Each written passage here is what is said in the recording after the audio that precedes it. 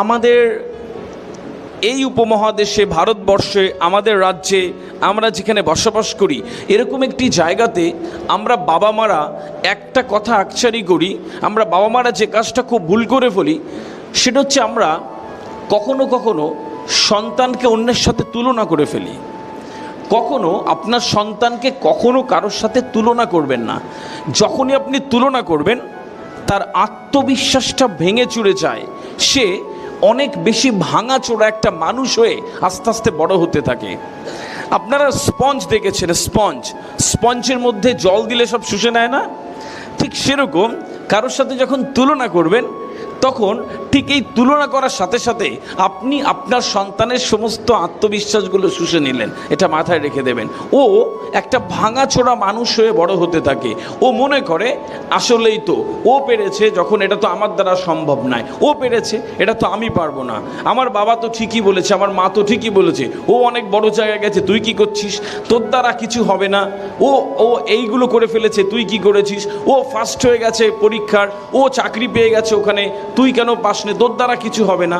এই তুলনা যখন হয়, তখন সন্তানরা, বাচ্চারা আস্তে আস্তে ভাঙাচোরা মানুষ হয়ে যায়। সম্মানিত উপস্থিতি, আপনারা এখানে যারা বসে রয়েছেন, আমি যদি আপনার সাথে ঠিক আপনার সেম এজের কারোর একটা তুলনা করি, আরে ও অত বড় জায়গায় গেছে, তুই কি করেছিস?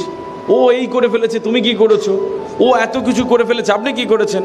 আপনার যেই পরিমাণ খারাপ লাগবে, তার থেকে 2000 গুণ বেশি খারাপ লাগে একটা ছোট বাচ্চার যে স্কুলে পড়ছে, কৈশোরে আছে, তার অনেক বেশি খারাপ লাগে। সম্মানিত উপস্থিতি, বাচ্চারা ফাঁপা বলের মতন হয়। ওদেরকে যা দেবেন, যেভাবে দেবেন, ওরা ওইভাবে বড় হতে থাকে।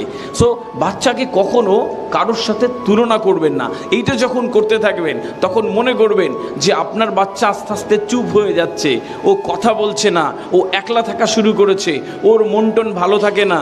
আমরা বলি যে ওর বেশি বড় হয়েছে, কার কার সাথে মিশছে, খারাপ হয়ে যাচ্ছে দিন দিন। এই যে চিন্তাভাবনাগুলো করছেন, এগুলো কিন্তু আমরা নিজেরা আমাদের বাড়ি থেকে অলরেডি শুরু করে দিয়েছি। তারপরে ও একা থাকে, ও আত্মীয় স্বজন এলে কথা বলে না, ওর মধ্যে একটা বিরাট চেঞ্জেস চলে আসে, দ্রুত মন মরা হয়ে থাকে, মরার মতন শুয়ে থাকে, কারোর সাথে কথা বলে না। এখন আপনি চিন্তা করে মরে যাচ্ছেন ওর কি হলো, অথচ আমরা বাড়ি থেকে এর ভিত রচনা করে দিয়েছি অলরেডি, যে ও আত্মবিশ্বাসে ভেঙে চুরে যাওয়া একটা মানুষ তৈরি হয়ে যাবে। সুতরাং কখনো সন্তানকে কারোর সাথে তুলনা করবেন না। এটা একটা বিরাট খারাপ জিনিস। একটি সন্তান, একটা বাচ্চা, যে স্টুডেন্টস, যে পড়ছে, তার জন্যে পৃথিবীতে দাঁড়িয়ে থাকা অনেক কষ্টকর হয়ে যায়। এটা মাথায় রেখে দেবেন।